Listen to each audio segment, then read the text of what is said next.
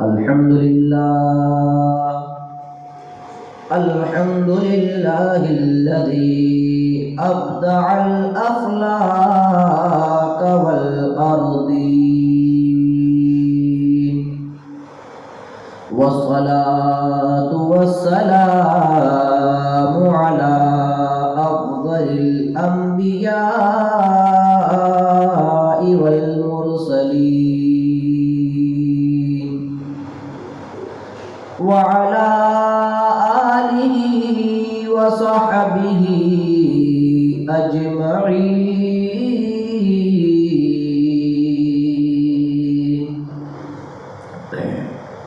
قال الله تعالى في القرآن العظيم والفرقان الحميد: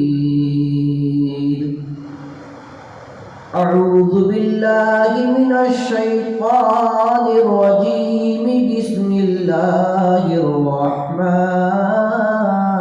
الرحيم.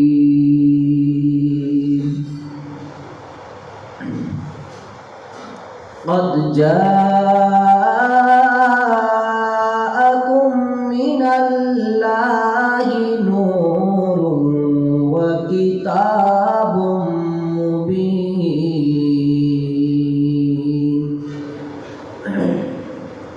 وقال رسول الله صلى الله تعالى عليه وسلم: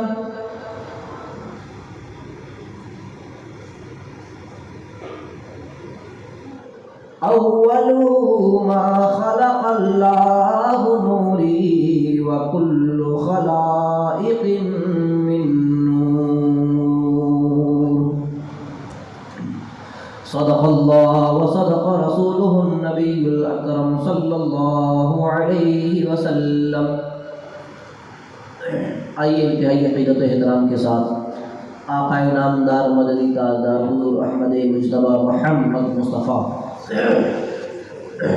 صلی اللہ تعالیٰ علیہ وسلم کی بارگاہ بیکس پناہ میں ہدیہ درود بچھاوا کریں. اللہم صلی علی سیدنا و شفیعنا حبیبنا مولانا محمد وبارک وسلم. صلاۃ و سلام علیک یا رسول اللہ صلی اللہ علیہ وسلم. ایک مرتبہ نبی اور آل نبی پر جھوم جھوم کر درود شریف پڑھ لیں. اللہم صلی علی سیدنا و شفیعنا حبیبنا مولانا محمد وبارک وسلم. صلاۃ و سلام علیک یا رسول اللہ یا حبیب اللہ صلی اللہ علیہ وسلم. حضرات، عادت کے مطابق فضیلت درود شریف پر ایک حدیث سنانا چاہوں گا. طبرانی شریف کی حدیث پاک ہے. آقائے دو جہاں سیاح لامکاں ارشاد فرماتے ہیں: من صلی علیہ صلاۃ واحدۃ صلی اللہ علیہ 10 صلوات وحطت عنہ 10 خطیئات ورفعت لہ 10 درجات. جو شخص مجھ پر ایک مرتبہ درود شریف پڑھتا ہے، اللہ تعالیٰ اس بندے پر 10 رحمتوں کا نزول فرماتا ہے. بس اتنا ہی نہیں، حطت عنہ 10 خطیئات، اس کے 10 گناہوں کو معاف فرماتا ہے. پھر ساتھ ہی ساتھ میں ورفعت لہ 10 درجات، اس کے 10 درجات کو بلند بھی فرماتا ہے. سبحان اللہ. ایک مرتبہ اسی حدیث کو نظر میں رکھتے ہوئے درود شریف اور پڑھ لیں. اللہم صلی علی سیدنا و شفیعنا حبیبنا مولانا محمد وبارک وسلم. صلاۃ و سلام علیک یا رسول اللہ یا حبیب اللہ صلی اللہ علیہ وسلم. شاعر کہتا ہے: نثار تیری چہل پہل پر ہزاروں عید ربیع الاول. نثار تیری چہل پہل پر ہزاروں عید ربیع الاول. سوائے ابلیس کے جہاں میں سبھی تو خوشیاں منا رہے ہیں. سوائے ابلیس کے جہاں میں سبھی تو خوشیاں منا رہے ہیں. سوائے ابلیس کے جہاں میں سبھی تو خوشیاں منا رہے ہیں. حشر تک ڈالیں گے ہم پیدائش مولا کی دھوم. حشر تک ڈالیں گے ہم پیدائش مولا کی دھوم. مثل فارس نجد کے قلعے گراتے جائیں گے. مثل فارس نجد کے قلعے گراتے جائیں گے. سنا ہے یا رسول اللہ علیہ السلام، سنا ہے آپ ہر عاشق کے گھر تشریف لاتے ہیں، کہنے سبحان اللہ۔ سنا ہے آپ ہر عاشق کے گھر تشریف لاتے ہیں، میرے گھر میں بھی ہو جائے چراغاں یا رسول اللہ، میرے گھر میں بھی ہو جائے چراغاں یا رسول اللہ۔ صبح طیبہ میں ہوئی بٹتا ہے بارہ نور کا، صبح طیبہ میں ہوئی بٹتا ہے بارہ نور کا، صدقہ لینے نور کا آیا ہے تارا نور کا۔ میں گدا تو بادشاہ، میں گدا تو بادشاہ، بھر دے پیالہ نور کا، نور دن دونا تیرا دے ڈال صدقہ نور کا، نور دن دونا تیرا دے ڈال صدقہ نور کا۔ حضرات پروقار، جیسا کہ آپ تمام حضرات کو معلوم ہے، آج ربیع النور شریف کی تیسری مجلس ہے اور میری گفتگو کا عنوان ہے حضور کا بچپنا۔ انشاءاللہ تعالی میں اپنی اس عنوان پر کچھ گفتگو کرنے کی کوشش کروں گا اور آپ کو یہ بتانے کی کوشش کروں گا کہ حضور کا بچپنا کب سے کب تک ہے اور میرے آقا کی پیدائش سے پہلے کے واقعات کیا ہیں اور حضور کی پیدائش کے بعد کے واقعات کیا ہیں۔ انشاءاللہ تعالی بیان کرنے کی کوشش کروں گا، اس سے پہلے نعت پاک کا دو شعر سنانا چاہتا ہوں، کہہ دے سبحان اللہ۔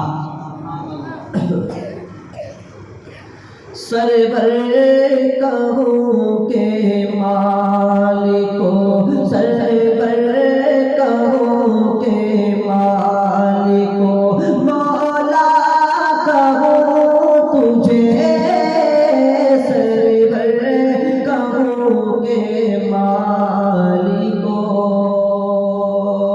سرور کہوں کے مالکو، مولا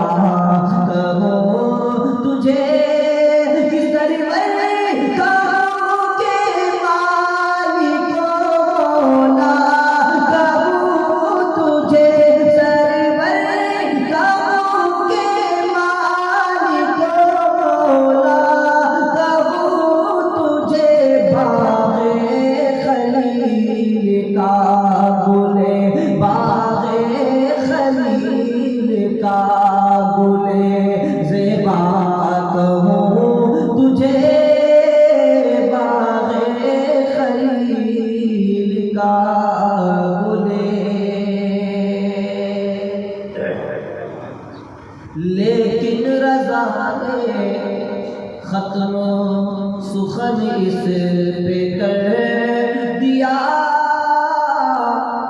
لیکن رضا نے ختم سخن اس پہ کر دیا، لیکن رضا نے ختم سخن اس پہ کر دیا، خالق کا بندہ خلق کا، خالق کا بندہ خلق کا، آقا کہوں تجھے، خالق کا بندہ خلق کا۔ صلو علی الحبیب صلی اللہ علیہ محمد صلی اللہ علیہ وسلم۔ حضرات پروقار، میں آج آپ تمام حضرات کو سب سے پہلے نور مصطفیٰ کے بارے میں بتا دوں کہ اللہ تعالیٰ نے سب سے پہلے پیدا کس کو کیا۔ اللہ تعالیٰ نے پہلے آسمان کو پیدا کیا، کہ پہلے زمین کو پیدا کیا، پہلے پرندوں کو پیدا کیا، پہلے چڑیوں کو پیدا کیا، پہلے جانوروں کو پیدا کیا، کہ پہلے انسان کو پیدا کیا۔ پیدا کس کو کیا سب سے پہلے، اس کو سمجھتے ہیں۔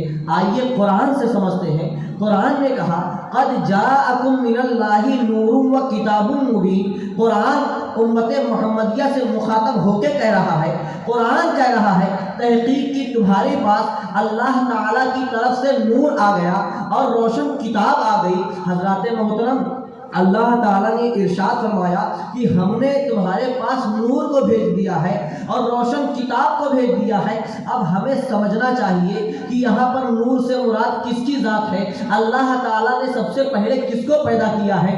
اللہ تعالیٰ نے حضرت آدم کو پیدا کیا ہے یا دیگر پیغمبران اعظام کو پیدا کیا ہے؟ نہیں، آئیے تفسیر کا جب مطالعہ کریں تو تفسیر کے مطالعہ کرنے سے معلوم ہوتا ہے کہ اللہ نے ارشاد فرمایا قد جاءکم من اللہ نور و کتاب مبین، کہ تمہارے پاس اللہ تعالیٰ کی طرف سے نور آ گیا، تمہارے پاس اللہ تعالیٰ کی طرف سے نور آ گیا اور روشن کتاب آ گئی۔ اب جب تفسیر کا مطالعہ کرنے گئے تو مفسرین بیان فرماتے ہیں، امام رازی نے تفسیر کبیر میں لکھا ہے، امام ابن کثیر نے تفسیر ابن کثیر میں لکھا ہے، اور دوسرا مفسرین کرام اپنی اپنی تفسیر میں لکھتے ہیں یہاں پر نور سے مراد کوئی اور ذات نہیں بلکہ آقا کائنات کی ذات ہے، بلکہ محمد مصطفیٰ کی ذات ہے، محبوب پروردگار کی ذات ہے، سرور کون و مکہ کی ذات ہے، سیاح لا مکہ کی ذات ہے۔ یعنی اے لوگو، ہم نے تمہارے پاس سب سے پہلے نور مصطفیٰ کو بھیج دیا ہے۔ مصطفیٰ جان رحمت صرف بشر نہیں ہے جس طریقے سے لوگ کہتے ہیں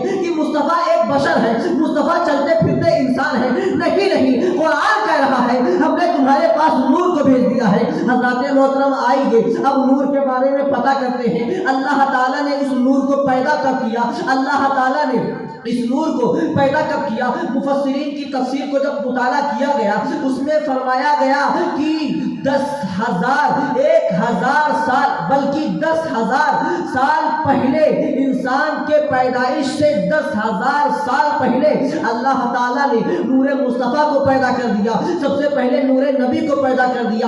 اب ذہن میں یہ وسوسہ پیدا ہو رہا ہوگا کہ ہم لوگ آئے ہیں ربیع النور شریف کی محفل میں، یہاں پر نور کی بات کیسے ہو رہی ہے؟ حضرات ربیع النور کا مہینہ ہے تو نور کی بات کرنی پڑے گی، کیونکہ ہم نور والے آقا کے غلام ہیں، نور والے آقا کے امتی ہیں، لہذا نور کی بات کریں گے۔ حضرات محترم نور کی بات اس لیے کر رہا ہو، نور کی بات اس لیے کر رہا ہو کیونکہ یہ مہینہ نور کا ہے، یہ ماہ نور ہے، اس لیے نور کی بات کرتے ہیں کیونکہ میرے آقا نور ہی سے پیدا کیے گئے ہیں۔ میرے آقا اگرچہ حضرت آمینہ کے پیٹ سے پیدا ہوئے، میرے آقا اگرچہ حضرت عبداللہ کے ذریعہ پیدا ہوئے، لیکن اگر آپ مطالعہ کریں گے تو معلوم ہوگا کہ میرے آقا کو اللہ تعالیٰ نے انسانی لباس میں صرف اس لیے پیدا کر دیا تاکہ کوئی انہیں خدا نہ سمجھ بیٹھے، بلکہ حقیقی تولد، بلکہ حقیقی پیدائش میرے آقا کی تو نور سے ہوئی ہے۔ اللہ ارشاد فرماتا ہے لقد من اللہ علی المؤمنین اذ بعث فیہم رسولا، اللہ تعالیٰ نے کائنات میں ذرے ذرے کو پیدا کیا ہے لیکن احسان نہیں جتلایا ہے۔ حضرت آدم علیہ نبینا علیہ الصلوۃ والتسلیم سے لے کر حضرت عیسیٰ تک کے تمام پیغمبرانوں کو، پیغمبران اعظام کو تشریف فرما ہوا، لیکن اللہ تعالیٰ نے احسان نہیں جتلایا۔ لیکن جب نور مصطفیٰ کو پیدا کیا، مصطفیٰ جان رحمت کو پیدا کیا تو اللہ ارشاد فرماتا ہے لقد من اللہ علی المؤمنین اذ بعث فیہم رسولا، کہ اللہ تعالیٰ نے ایمان والوں پر احسان فرمایا ہے کہ اس نے رسول ہاشمی وقار کو پیدا فرمایا۔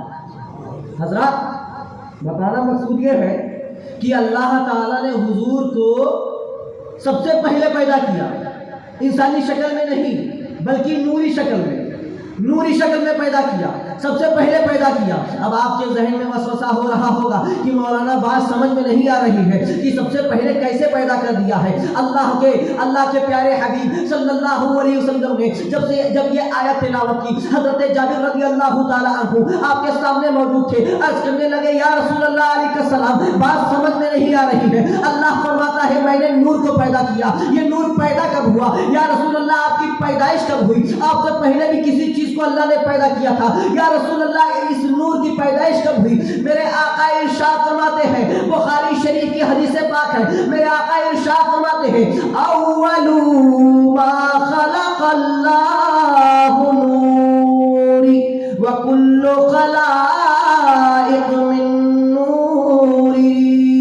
اے جابر سنو، تمہیں شبہ ہو رہا ہے کہ نور کو کیسے پیدا کیا، نور کو کب پیدا کیا؟ تو سن لو، اللہ تعالیٰ نے سب سے پہلے میرے نور کو پیدا کیا، میرے نور کے بعد تمام اشیاء کو پیدا کیا۔ حضرات محترم ابھی بھی آپ کے ذہن میں بات نہیں سمجھ میں آئی ہوگی تو اور قریب آئیے۔ ایک مرتبہ میرے آقا کی بارگاہ میں حضرت جبریل امی آئے، عرض کرنے لگے یا رسول اللہ آپ کی صفات ایسی ہے، آپ اتنے پاورفل نبی ہیں، آپ اتنی طاقت والے نبی ہیں، آپ اتنے اوصاف حمیدہ کے مائل ہیں، آپ اتنے اوصاف حمیدہ کے حامل ہیں، یا رسول اللہ آپ کی تعریف و توصیف میں قرآن نازل ہوا ہے، یا رسول اللہ آپ کی تعریف و توصیف میں اللہ تعالیٰ نے زمین و زماں کو کو بنایا ہے۔ میرے آقا ارشاد فرماتے ہیں اے جبریل آج میں تجھ سے ایک سوال کرنا چاہتا ہوں، اے جبریل آج میں تجھ سے ایک سوال کرنا چاہتا ہوں۔ حضرت جبریل امین دست بستہ عرض کرتے ہیں، ہاتھ جوڑ کر عرض کرتے ہیں یا رسول اللہ علیہ السلام آپ سوال ارشاد فرمائیں گے، میں اس کا جواب دینے کے لیے حاضر ہوں۔ قربان جائیے مسلمانوں،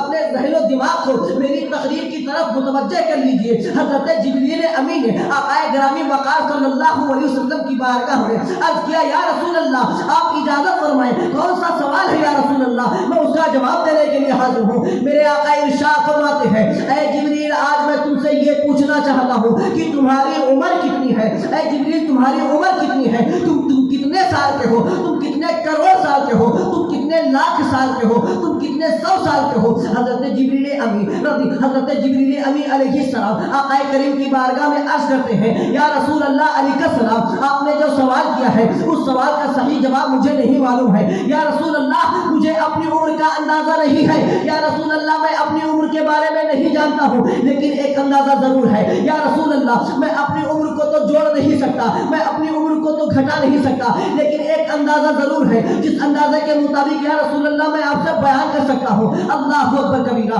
میرے آقا صلی اللہ علیہ وسلم کی بارگاہ میں حضرت جبریل امین عرض کرتے ہیں یا رسول اللہ علیہ السلام 7ویں آسمان پر 72 حجابات میں 72 پردوں کے اندر ایک ستارہ چمکتا تھا، ایک ستارے کو میں نے چمکتا ہوا دیکھا ہے، وہ ستارہ 70,000 سال کے بعد طلوع ہوتا تھا، وہ ستارہ 70,000 سال کے بعد طلوع ہوتا تھا۔ وَرَأَيْتُهُ سِنَتَيْنِ وَسَبْعِينَ أَلْفَ مَرَّةٍ یا رسول اللہ علیہ السلام وہ ستارہ جو 70,000 سال کے بعد طلوع ہوتا تھا اس ستارے کو میں نے 72,000 مرتبہ دیکھا ہے۔ میرے آقا ارشاد فرماتے ہیں یا جبریل وعزت ربی علی ذاک الکوكب، اے جبریل اب تو اپنی عمر کا اندازہ لگا اور میری عمر کا اندازہ لگا کہ جس ستارے کو تو 70,000 سال کے مرتبہ طلوع ہونے والے ستارے کو تو نے 72,000 مرتبہ دیکھا ہے، میرے رب کی عزت کی قسم وہ ستارہ کوئی اور نہیں بلکہ میرا نور تھا،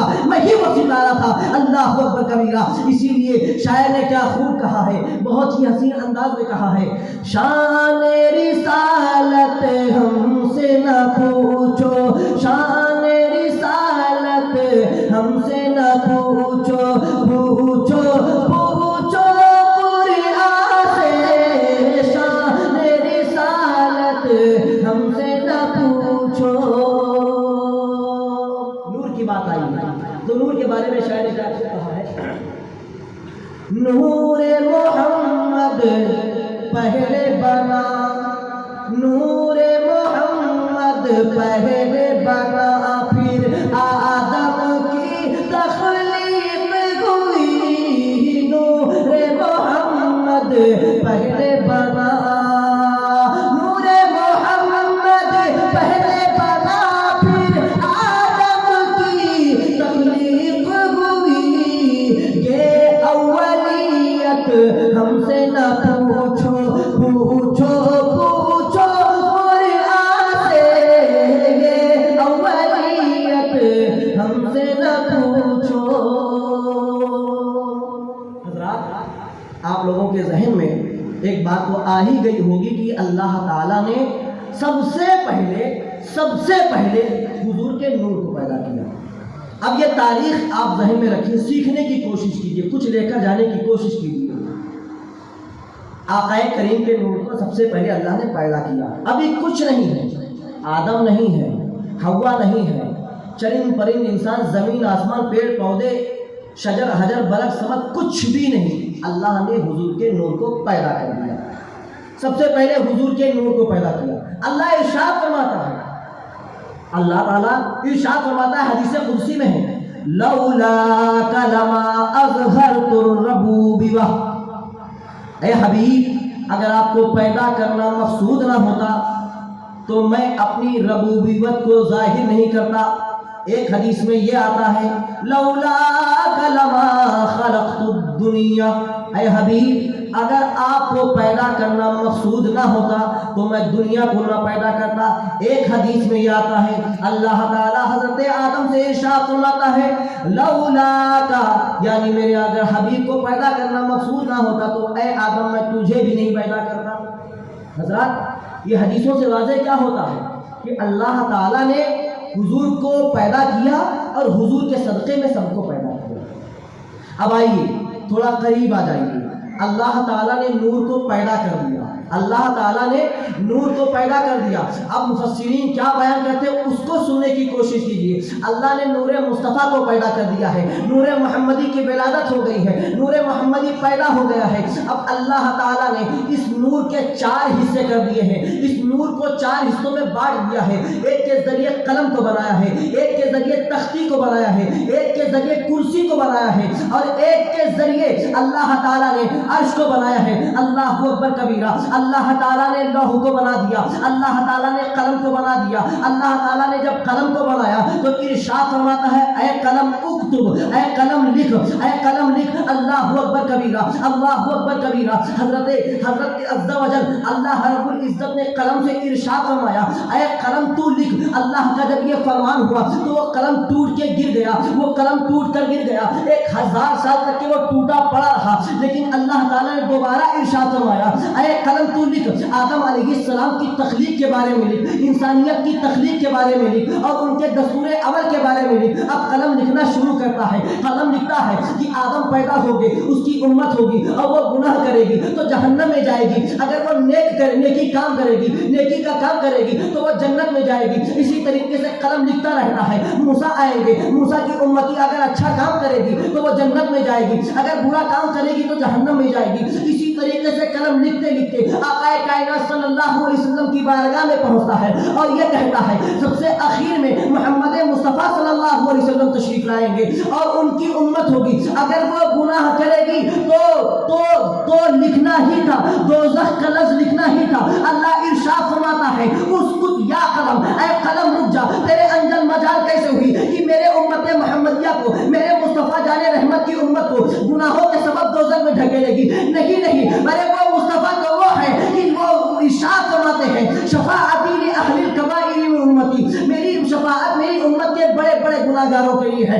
آدم کی امت اگر گناہ کرے گی تو دوزخ میں چلی جائے گی، اگر اچھا کام کرے گی تو جنت میں چلی جائے گی۔ اسی طریقے سے دیگر انبیاء کرام کی امتیں اگر اچھا کام کریں گی تو وہ جنت میں جائیں گی، برا کام کریں گی تو دوزخ میں جائیں گے۔ لیکن آئیے امت محمدیہ کا حال دیکھتے ہیں۔ اللہ ارشاد فرماتا ہے اے قلم ابھی کچھ نہ لکھ، بلکہ یہ لکھ دے وہ امت آئے گی، گناہ کرے گی، لیکن اللہ مغفرت کی چادر میں سب کو ڈھانپ دے گا، اللہ تعالیٰ سب کی مغفرت فرما دے گا۔ اسی لیے ایک شاعر نے کیا خوب کہا ہے، میرے آقا صلی اللہ علیہ وسلم اس وقت تک کہ جنت میں نہیں جائیں گے جب تک کہ پوری امت کو داخل نہ کر دیں۔ شاعر کیا خوب کہتا ہے، شاعر کہتا ہے، شاعر نے یہ پکار کر کہا کہ جنت میں وہ رسول ہمارا نہ جائے گا، جنت میں وہ رسول ہمارا نہ جائے گا، ارے جب تک ہرے کو امتی بخشا نہ جائے گا۔ ہم اس رسول کے امتی ہیں کہ وہ رسول اس وقت تک کہ جنت میں نہیں جائیں گے جب تک کہ اپنے تمام امت کو جنت میں داخل نہ کریں گے۔ حضرات اب میرے آقا صلی اللہ علیہ وسلم کا نور پیدا ہوا ہے، قلم لکھ رہا ہے، قلم نے امت محمدیہ کے بارے میں بھی لکھا۔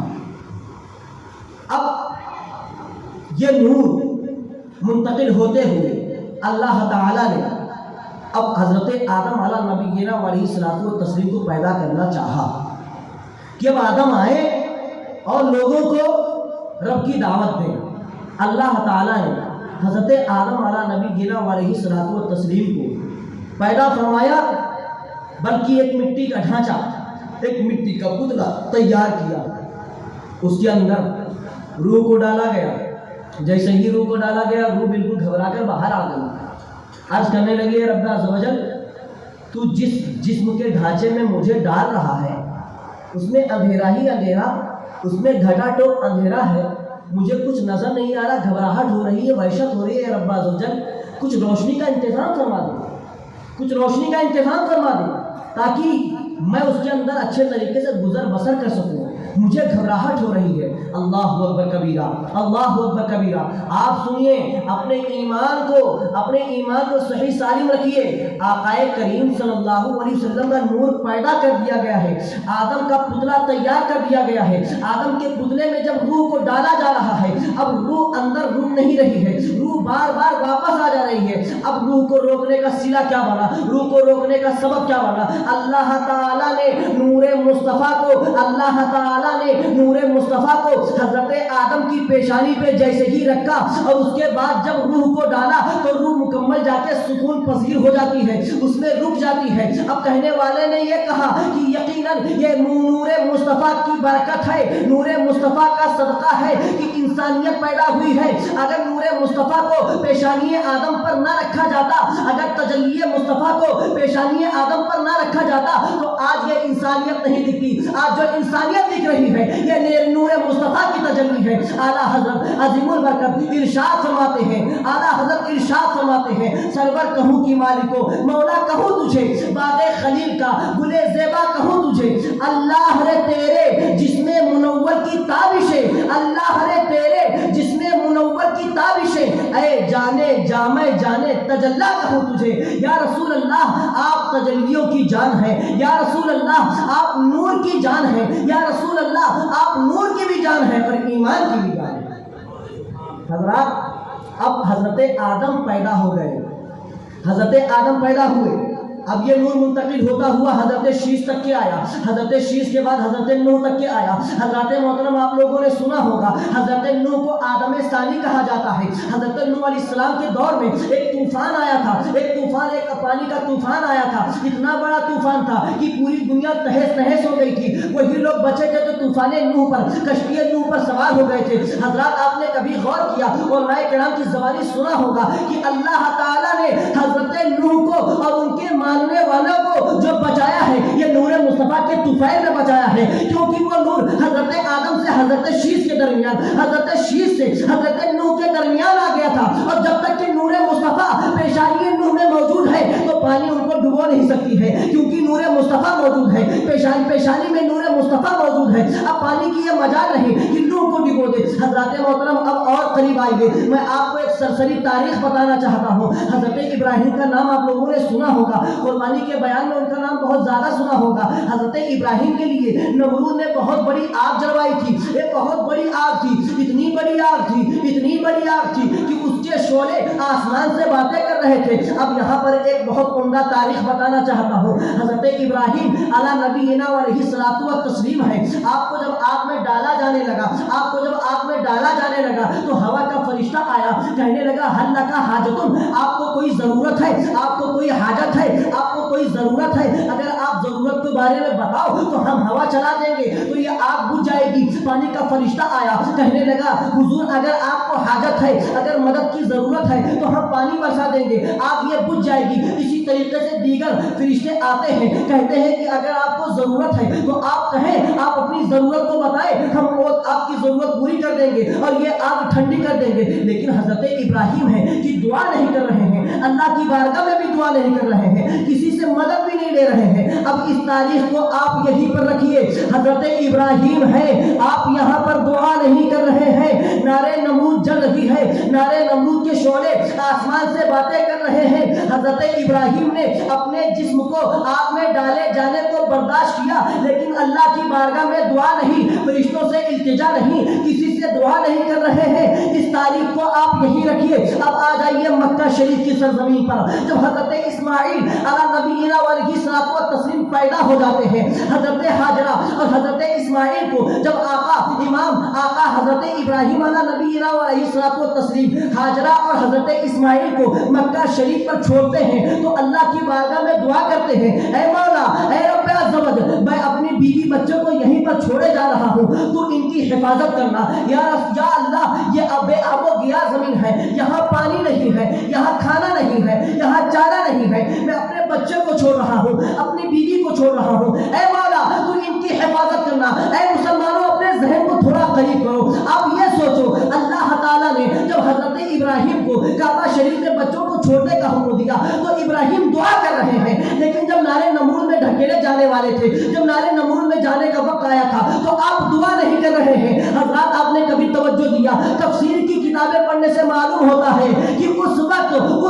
جب تک حضرت اسماعیل موجود نہیں تھے، اس وقت تک کہ نور مصطفیٰ حضرت ابراہیم کے جسم میں موجود تھا، حضرت ابراہیم کے پیشانی میں موجود تھا، اور آپ کو یہ اعتماد تھا، آپ کو یہ یقین تھا کہ جب تک کہ نور مصطفیٰ میرے جسم میں موجود ہے کوئی آگ مجھے جلا نہیں سکتی ہے، کوئی شر مجھے تکلیف نہیں دے سکتا ہے، نمرود مجھے برباد نہیں کر سکتا ہے۔ لیکن جب حضرت ابراہیم سے وہ نور منتقل ہوتا ہوا حضرت اسماعیل تک کے چلا گیا تو آپ وہاں پہ دعا کر رہے ہیں، آپ اللہ کی بارگاہ میں دعا کر رہے ہیں، مولا اسماعیل کی حفاظت فرمانا، مولا ہاجرہ کی حفاظت فرمانا۔ اسی طریقے سے جب حضرت اسماعیل کے گلے پر چھری رکھی گئی تو چھری نہیں چل رہی تھی، کیونکہ اس وقت نور مصطفیٰ پیشانی اسماعیل میں موجود ہے، اور جب تک کہ نور مصطفیٰ پیشانی اسماعیل میں موجود ہے کسی چھری کی مجال نہیں کہ آپ کو ٹس سے مس کر سکے۔ حضرات محترم، آپ کو ایک یہیں پہ چھوٹی سی بات بتا دوں، نبی کریم صلی اللہ علیہ وسلم نے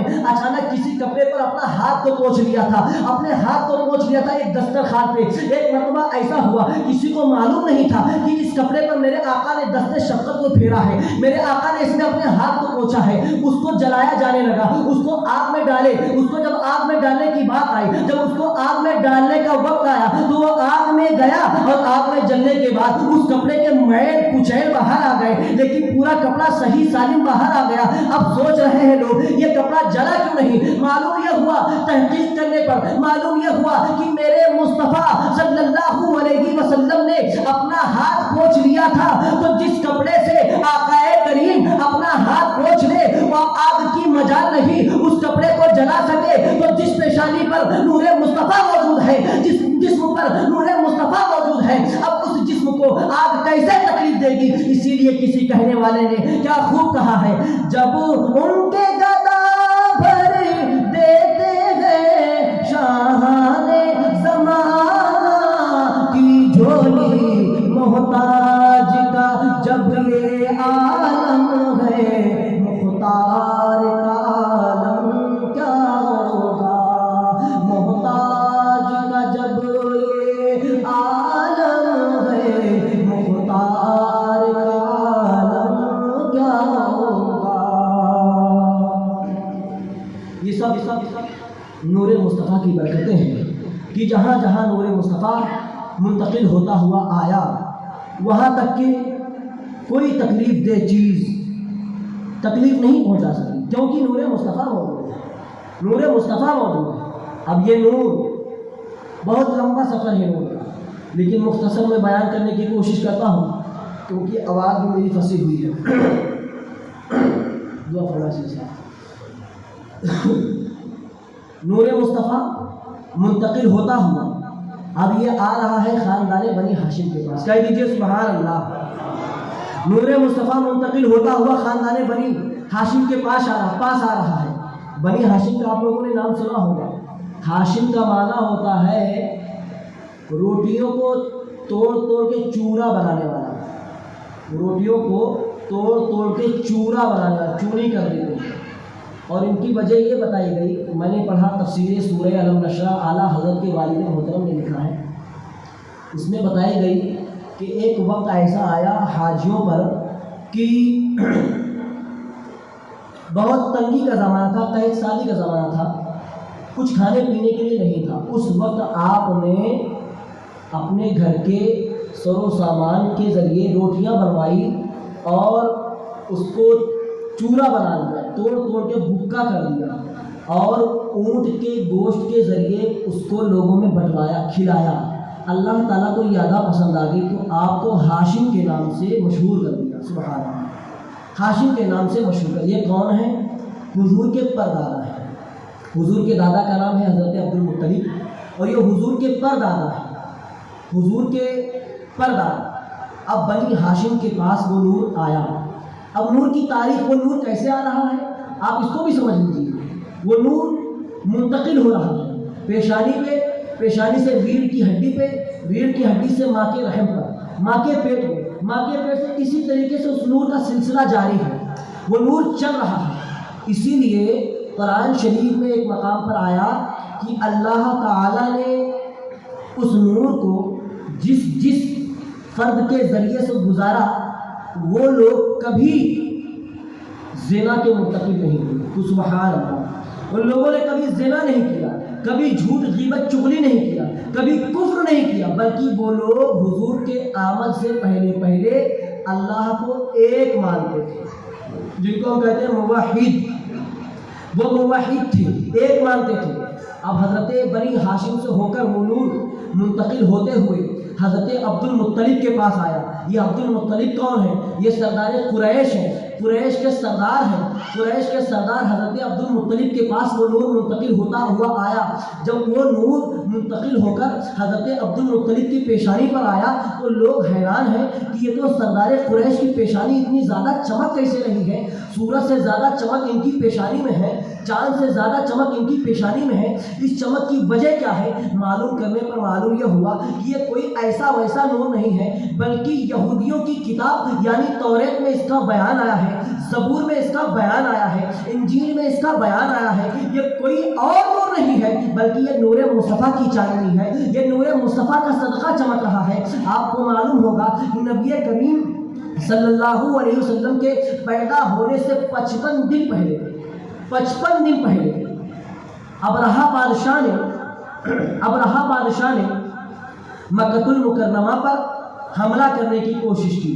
مکۃ المکرمہ پر حملہ کرنے کی کوشش کی، اور یہ حملہ چھوٹا حملہ نہیں تھا بلکہ بڑے بڑے ہاتھیوں کا قافلہ لے کر آیا، بڑے بڑے ہاتھیوں کا. اور اس کی پوری پلاننگ یہ تھی کہ اب کعبے کی دیوار کو ملا دیں گے، کعبے کی اینٹ سے اینٹ کو بجا دیں گے، دنیا سے کعبے کا خاتمہ کر دیں گے، دنیا سے کعبے کو نیست و نابود کر دیں گے.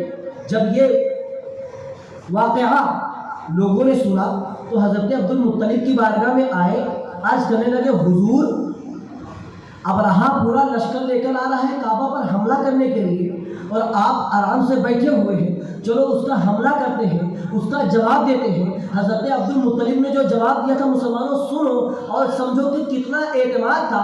آپ نے ارشاد فرمایا کہ کعبہ میرا گھر نہیں بلکہ وہ اللہ کا گھر ہے، وہ بیت اللہ ہے، لہذا میں اس کی حفاظت نہیں بلکہ اللہ اس کی حفاظت کرے گا.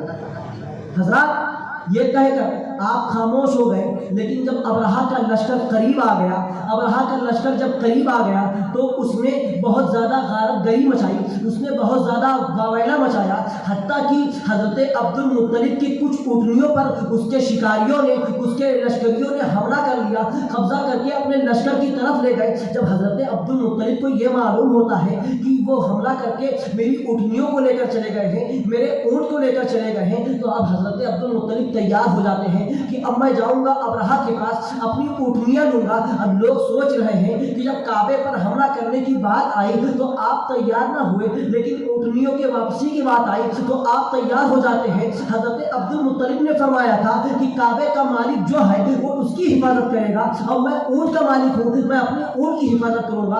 اللہ اکبر کبیرہ. حضرت عبد المطلب پوری تیاری کے ساتھ ابرہہ کے پاس جاتے ہیں. ابرہہ کے پاس جیسے ہی جانا ہوتا ہے، میرے آقا کریم صلی اللہ علیہ وسلم کے دادا محترم اب گزر رہے ہیں، جیسے ہاتھی، جیسے بڑے بڑے ہاتھی لوگ آپ کے چہرے کی زیارت کرتے، وہ ایک ایک ہاتھی کر کے زمین پر بیٹھتے چلے جاتے تھے. ایک ہاتھی کا نام محمود تھا، ایک بہت بڑا ہاتھی جو سب سے بڑا سپہ سالار تھا، اس کے ذریعے منجنیق تیار کروائی جاتی تھی، اس کے ذریعے حملہ کروایا جاتا تھا.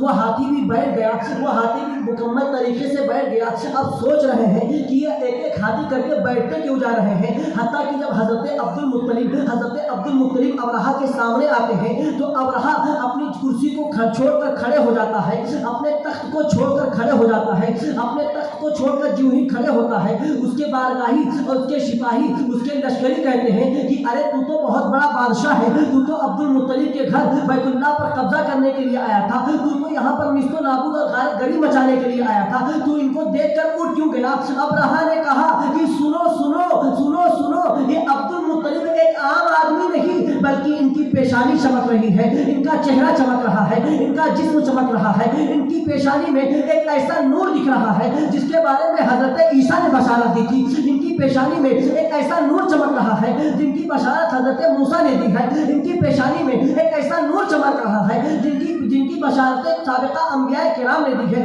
اللہ اکبر کبیرہ، نور مصطفیٰ کی تاثیر یہ ہوئی، نور مصطفیٰ کی برکتیں یہ ہوئی کہ ابرہہ وہیں سے اپنا لشکر لے کر واپس چلا جاتا ہے اور حضرت عبد المطلب کا نور صحیح و سالم رہتے ہوئے حضرت عبداللہ کے پاس منتقل ہو جاتا ہے۔ یہ نور حضرت عبداللہ کے پاس آ گیا ہے۔ اب حضرت عبداللہ کے سہانے پن کا عالم نہ پوچھئے، یہودی کہہ رہے ہیں، بڑے بڑے کاہن کہہ رہے ہیں، بڑے بڑے جوتیشی کہہ رہے ہیں، بڑے بڑے راہب کہہ رہے ہیں، اے عبد المطلب اپنے اس لڑکے کو لے کر کہیں چلے جاؤ کیونکہ اس پر حملہ ہونے کا ڈر ہے، یہودی اگر اسے دیکھیں گے تو اس پر حملہ کر لیں گے، اس کو برباد کر ڈالیں گے، اس کو مار ڈالیں گے، کیونکہ اس کے نطفے سے ایک ایسا بچہ پیدا ہونے والا ہے جو تمام ایمان کو گرا دے گا، جو تمام ایمان کو نیست و نابود کر دے گا، تمام دینوں کو تہو بالا کر دے گا، دین اسلام کی دعوت دے گا۔ اللہ اکبر کبیرہ، حضرت عبد المطلب ہیں، حضرت عبد المطلب نے حضرت عبداللہ کو حضرت وہاب کے ساتھ بھیج دیا ہے کہ تم جاؤ جنگلوں میں جانوروں کو چراؤ تاکہ کوئی تمہیں ایذا نہ دے۔ اللہ اکبر کبیرہ، الآخر بالمختصر یہ ہوا کہ حضرت عبداللہ کی شادی حضرت آمنہ کے ساتھ ہو جاتی ہے، اور جب حضرت آمنہ کے ساتھ شادی ہو جاتی ہے، نکاح ہو جاتا ہے، عرب کی بڑی بڑی لڑکیاں، عرب کی حسین و جمیل لڑکیاں حضرت عبداللہ سے نکاح کرنے کے لیے ترس رہی تھی کیونکہ ان کے چہرے پر نور مصطفیٰ جلوہ افروز تھا، نور مصطفیٰ چمک رہا تھا۔ نور مصطفیٰ کی رعنائیاں یہ تھی کہ سب کے سب یہ کہتے تھے کہ تم مجھ سے اتنی قیمت لے لو اور مجھ سے تم شادی کر لو، تم میرے ساتھ ایک رات گزار لو، تم مجھ سے اتنی قیمت لے لو۔ ایک واقعہ تفسیر سورہ الم نشرہ میں علامہ نقی علی خان نے تحریر فرمایا ہے کہ ایک عورت کا نام فاطمہ تھا اور فاطمہ نے یہ کہا کہ تم مجھ سے کل نکاح کر لو، تم مجھ سے کل شادی کر لو، ایک رات میرے پاس گزار لو، میں تم کو 100 اونٹنیاں دوں گی، میں تمہیں 100 اونٹ دوں گی، تم میرے ساتھ صرف ایک رات گزار لو۔ لیکن ہوتا یہ ہے حضرت عبداللہ رضی اللہ تعالیٰ عنہ اسی رات حضرت آمنہ کے ساتھ آرام فرماتے ہیں۔ اب وہ نور منتقل ہو کر حضرت آمنہ کے پیٹ میں چلا گیا ہے،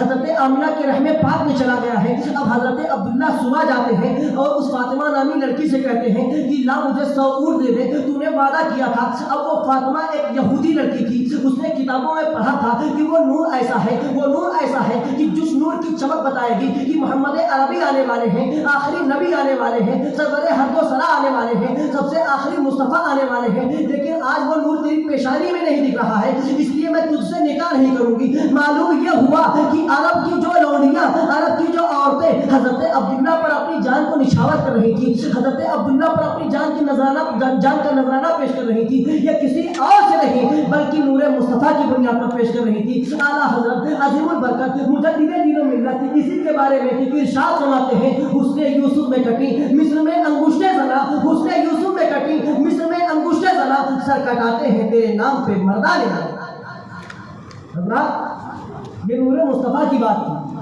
نور مصطفیٰ جلوہ گر ہو رہا ہے، نور مصطفیٰ تشریف لا رہا ہے۔ اب نور مصطفیٰ کہاں پہنچا؟ حضرت آمنہ کے بطن مبارک میں۔ نور مصطفیٰ ابھی میرے آقا پیدا نہیں ہوئے، میرے آقا ابھی حضرت آمنہ کے پیٹ میں۔ تفسیر میں آیا ہے کہ حمل کا کتنا مہینہ ہوتا ہے؟ 9 مہینہ۔ پیٹ میں بچہ کم سے کم 9 مہینہ رہتا ہے عموماً۔ تفسیر میں نے پڑھا کہ ہر مہینے ایک نبی حضرت آمنہ کے خواب میں تشریف لاتے تھے۔ سبحان اللہ، ایک نبی آتے تھے اور بشارت دیتے تھے، اے آمنہ تیرے پیٹ میں جو بچہ ہے کوئی عام بچہ نہیں ہے بلکہ یہ سردار ملائکہ ہے۔ سبحان اللہ، یہ وہ بچہ ہے جو اللہ تعالیٰ کے دین کو پھیلائے گا، اللہ تعالیٰ کے دین کی ترویج و اشاعت کرے گا، اللہ تعالیٰ کے دین کی اشاعت کرے گا، اللہ تعالیٰ کے بتائے ہوئے احکام پر گمراہ لوگوں کو چلانے کی کوشش کرے گا۔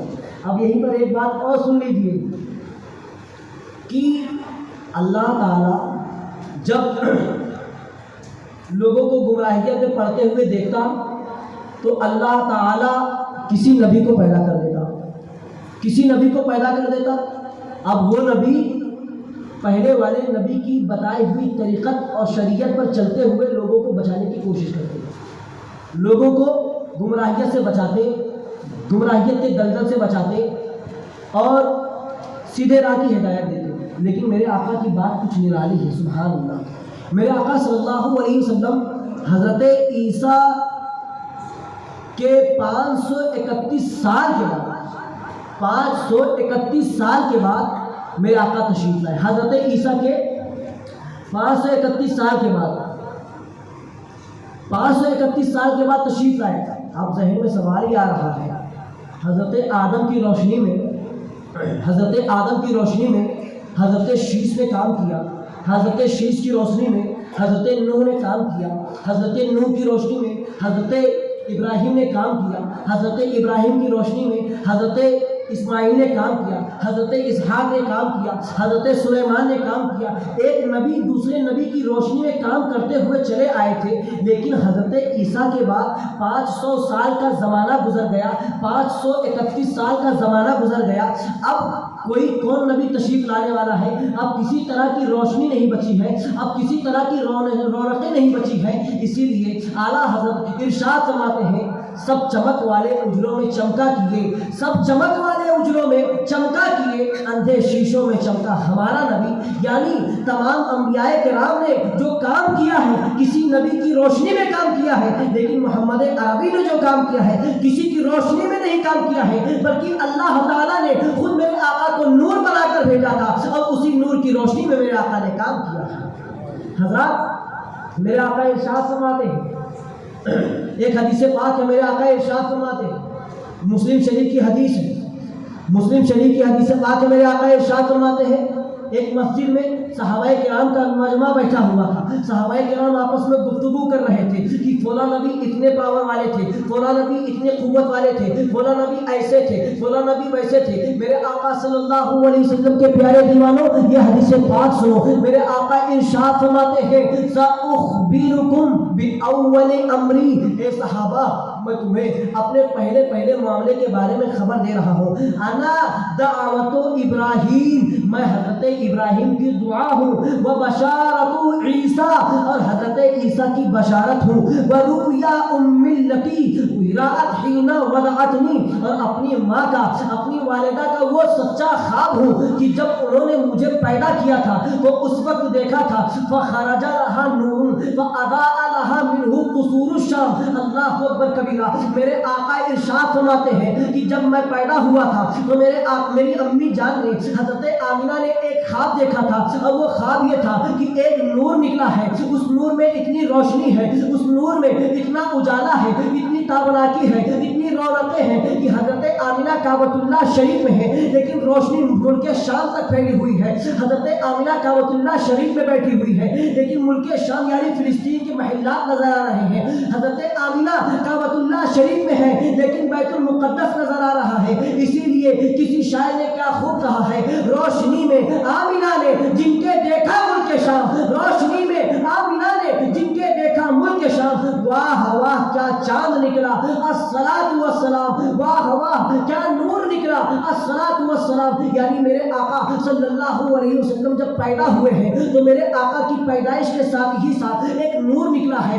اور وہ نور سارے عالم میں چھا گیا ہے. حضرت آمینہ بیان کرتی ہے کہ جب وہ نور پیدا ہوا تو اس نور سے اتنی روشنی پھوٹی کہ سارا جہان روشن ہوگا, سارا جہان, سارا مکان روشن ہو گیا. ایک بادل آتا ہے اور ایک بادل پہ میرے آقا صلی اللہ علیہ وسلم چلے جاتے ہیں, اور اس بادل سے آواز آتی ہے. یہ کوئی عام بچہ نہیں ہے, بلکہ یہ سردار ملائکہ ہے. اسے مشرق و مغرب کی سیر کرا دو, اسے پورب و پچھم کی سیر کرا دو. نبی رحمت صلی اللہ علیہ وسلم جلوہ افروز ہو چکے ہیں, اس خاکدان گیتی پر میرے آقا تشریف لا چکے ہیں. اب تمام لوگ بشارتیں دینے حضرت آمینہ کے پاس آ رہے ہیں. روایتوں میں آیا ہے انسان تو بعد میں بشارت دینے کے لیے آئے ہیں, سب سے پہلے فرشتوں کا جھلمٹ آ رہا ہے. فرشتے سلامی پیش کرنے کے لیے میرے آقا کی بارگاہ میں آ رہے ہیں, میرے آقا کی بارگاہ میں آ رہے ہیں. حضرات محترم, آپ لوگوں نے دیکھا ہوگا جب کہیں بچہ پیدا ہوتا ہے, جب کہیں بچہ پیدا ہوتا ہے, جب کہیں بچہ پیدا ہوتا ہے, کسی گھر پہ لڑکا پیدا ہوتا ہے تو اس کے پٹیدار اور اس کے رشتے دار اس کے پاس جاتے ہیں, کہتے ہیں کچھ نچھاور کر دو, کچھ صدقہ کر دو, کچھ خیرات کر دو, خوشی میں کچھ کھلا دو, منہ میٹھا کر دو. لیکن قربان جائیے جب آقائے دو جہاں تشریف لائے تو آپ کی پیدائش پر کوئی ایسا ویسا انسان نہیں آ رہا تھا, بلکہ روایتوں میں آ رہا ہے، روایتوں میں یہ آتا ہے کہ چاند زمین کی طرف مائل تھے، چاند زمین میں جھک رہے تھے، سورج زمین کی طرف آ رہا تھا، چاند زمین کی طرف آ رہا تھا، ستارے لٹک گئے تھے۔ حضرت محترم اعلیٰ حضرت عظیم البرکت مجدد دین و ملت ارشاد فرماتے ہیں، اعلیٰ حضرت نے اسی کی نقشہ کشی کرتے ہوئے ارشاد فرمایا ہے کہ جو چاند سورج آ رہے ہیں، یہ چاند سورج آپ کی زیارت کے لیے آ رہے ہیں، یہ خیرات ماننے کے لیے آ رہے ہیں۔ بچا جو طلبے کا ان کے دھوبن، بنا وہ جنت کا رنگ و روغن، بچا جو طلبے کا ان کے دھوبن، بنا وہ رنگ جنت کا رنگ و روغن، جنہوں نے دلہا کی پائی اترم وہ پھول گلزار قدس کے تھے۔ حضرات محترم، چاند ستارے میرے آقا کی برائے لینے کے لیے آ رہے ہیں، میرے آقا صلی اللہ علیہ وسلم کے چہرے زیبا کی زیارت کرنے آ رہے ہیں۔ چاند سورج آئے ہیں، میرے آقا کی زیارت کرنے کے لیے آئے ہیں۔ اللہ اکبر کبیرہ۔ اب جب چاند سورج آ کر چلے گئے، فرشتے آ کر چلے گئے، تو روایتوں میں آتا ہے حضرت سارہ آتی ہے،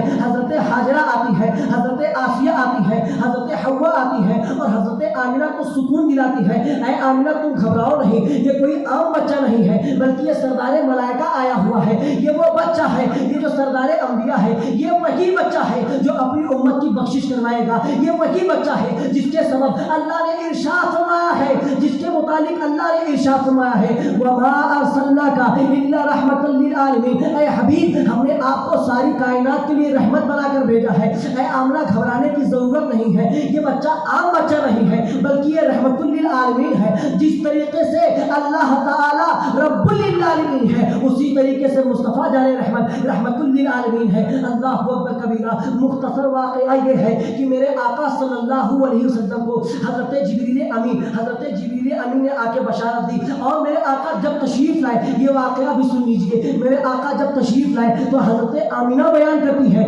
میرے آقا تشریف لانے کے بعد عام بچوں کی طرح رو نہیں رہے تھے، بلک بلک کے چلا نہیں رہے تھے۔ میرے آقا صلی اللہ علیہ وسلم جب اس خاک دانے گیتی پر تشریف لائے تو آپ نے اپنے ہاتھ کو زمین پر رکھا، اپنی پیشانی کو زمین پر رکھا اور یہ صدا دینے لگے ربی حبلی امتی، ربی حبلی امتی، اے میرے مولا میری امت کو میرے حوالے کر دے، اے میرے مولا میری امت کو میرے حوالے کر دے۔ میرے آقا اس وقت بھی جانتے تھے، میرے آقا ابھی دنیا میں پیدا ہوئے ہیں لیکن اس وقت بھی امت کو یاد کر رہے ہیں۔ حضرت محترم، حضرت اللہ عز و جل کی بارگاہ میں حضرت آقا کریم صلی اللہ علیہ وسلم عرض کرتے ہیں ربی حبلی امتی، رب حبلی امتی، مولا میری امت کو میرے حوالے کر دے۔ تفسیر میں آتا ہے اللہ ارشاد فرماتا ہے وَحَبْتُكَ أُمَّتُكَ، اے محمد میں نے تیری امت کو تیرے حوالے کر دیا ہے، میں نے تیری امت کو تیرے حوالے کر دیا ہے۔ حضرات آواز میری مکمل پھنس چکی ہے لیکن بہت اہم بات ہے، اس کو اپنے ذہن میں نوٹ کیجئے۔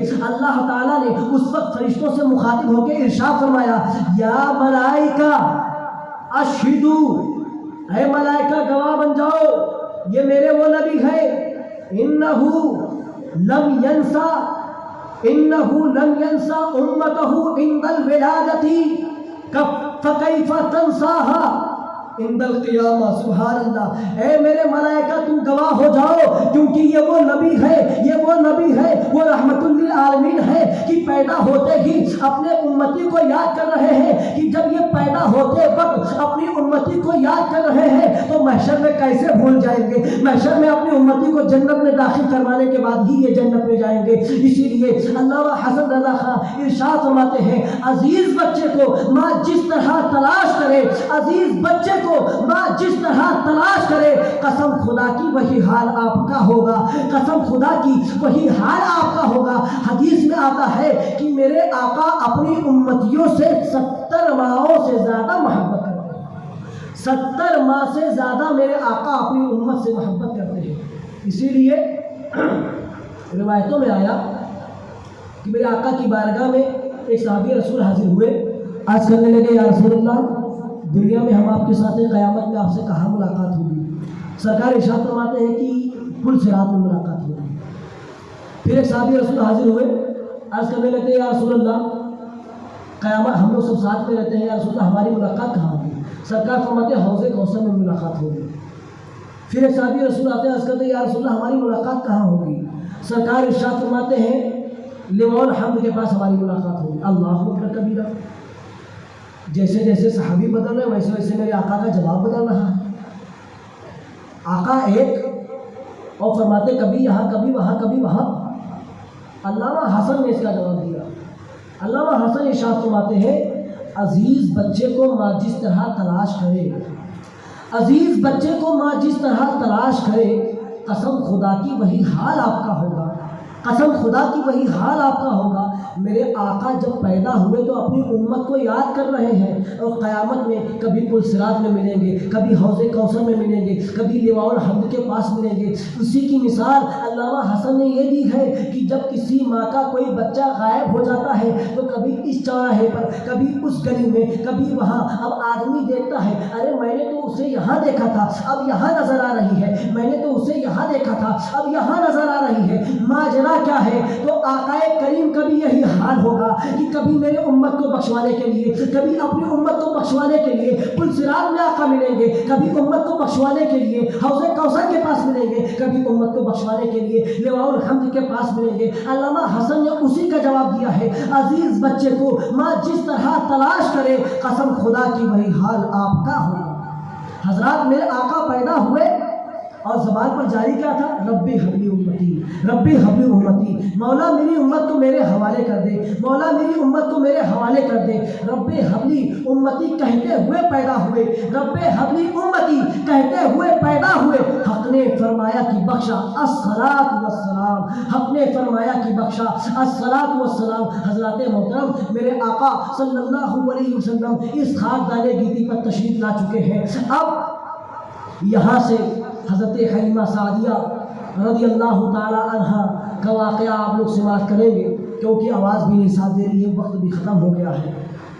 حضرت حلیمہ سعدیہ رضی اللہ تعالی عنہ قبیلے بنی سعد کی ایک بہت مفلس، غریب، لاچار، فقیر عورت تھی، لیکن جب میرے آقا صلی اللہ علیہ وسلم نے اپنے دندان مبارک کو آپ کی پستان سے لگا دیا تو آپ کی دل کی دنیا بدل گئی، آپ کی سعادتیں بدل گئی، آپ کی رونقیں بدل گئی، آپ کا مرتبہ بدل گیا، حتیٰ کہ میرے آقا صلی اللہ علیہ وسلم نے غزوہ حنین کے موقع پر حضرت حلیمہ سعدیہ کے لیے اپنی چادر کو بچھا دیا تھا۔ سبحان اللہ، اپنی چادر کو بچھا دیا تھا، رضاعی ماں ہے، دودھ پلایا تھا، اپنی چادر کو بچھا دیا اور آپ کی عزت کی ہے۔ حضرت محترم حضرت حلیمہ سعدیہ رضی اللہ تعالیٰ عنہ کا واقعہ انشاءاللہ تعالیٰ آپ لوگ کل سماعت کریں گے، میری آواز بھی نہیں ساتھ دے رہی ہے۔ آئیے اعلیٰ حضرت رضی اللہ تعالیٰ عنہ کا ایک شعر پڑھتے ہیں۔ اعلیٰ حضرت ارشاد فرماتے ہیں، آج لے ان کی پناہ، آج مدد مانگ ان سے، آج لے ان کی پناہ، آج مدد مانگ ان سے، کل نہ مانیں گے قیامت میں اگر مان گیا، کل نہ مانیں گے قیامت میں اگر مان گیا۔ حضور مفتی اعظم ہند رضی اللہ تعالیٰ عنہ کہتے ہیں، حضور مفتی اعظم ہند ہمیں سبق دیتے ہیں، عبادت کے یہی دن ہیں، بڑھاپے میں کہاں ہمت، ریاضت کے یہی دن ہیں، بڑھاپے میں کہاں ہمت، جو کچھ کرنا ہے اب کر لو، ابھی نوری جواں تم ہو، ابھی نوری جواں تم ہو۔ نور مصطفیٰ کے صدقے میں اللہ تعالی ہم سبھی کو دارین کی سعادت سے مالا مال فرمائے، جو غلطی ہو گئی ہو بیان میں اسے اللہ اپنے فضل و کرم سے معاف فرمائے، اور جو صحیح الفاظ پڑھے گئے ہیں اسے اپنی بارگاہ میں قبول فرمائے، اور نور مصطفیٰ کے صدقے میں اے میرے مولا ہم تمام کو مدینہ الرسول کی زیارت عطا فرما دے۔ انداز بیاں اگرچہ بہت شوق نہیں ہے، شاید کہ آپ کے دل میں اتر جائے میری بات۔ وما علینا الا البلاغ۔ السلام علیکم ورحمۃ اللہ تعالی وبرکاتہ۔